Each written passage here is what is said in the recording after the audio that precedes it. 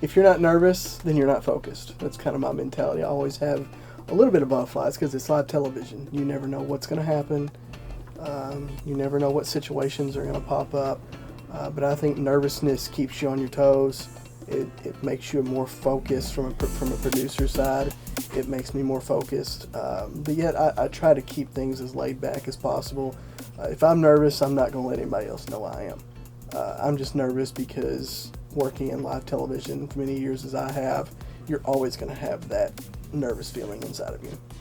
I focus a lot on what we're doing coming back from commercial breaks, because you want to come back with something, whether it's a graphic or telling talent a talking point or showing a piece of video coming back from break that maybe the analyst wants to talk about, a play that might have happened.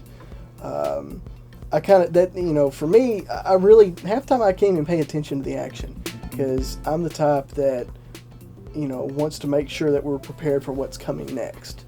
And that's where that trust in the rest of the crew comes in. You guys are going to get stuff done. I don't need to be behind the technical director's back saying, hey, go to camera one. I don't need to call cameras all the time. That's not me as a producer. Some producers are like that. That's not me.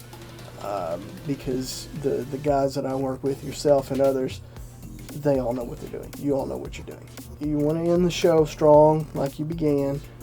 So I'm checking because you know you're going to do what we call the rollout, kind of the final highlight reel.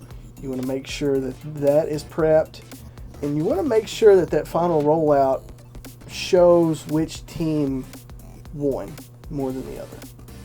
Because we're not an Arkansas State production. We're an ESPN production. We are down the middle. I want to make sure that the final rollout is ready. All the graphics for that are prepped. Everything's correct and ready to go. Once the clock hits 0, I want to make sure my talent knows. Don't talk too much. Don't bleed in. Let's get off the air unless a certain circumstance comes up where we need to stay on air a little longer before the final rollout. And you may have that. Sometimes you may not. But for me, it's making sure the 3-play operator has our final rollout ready. Give me a time. And then at that point, when the game's over, when we go to that, let that thing roll through. Do the graphics we need to do to get off the air. 3, 2, 1. We're out. Let's tear down.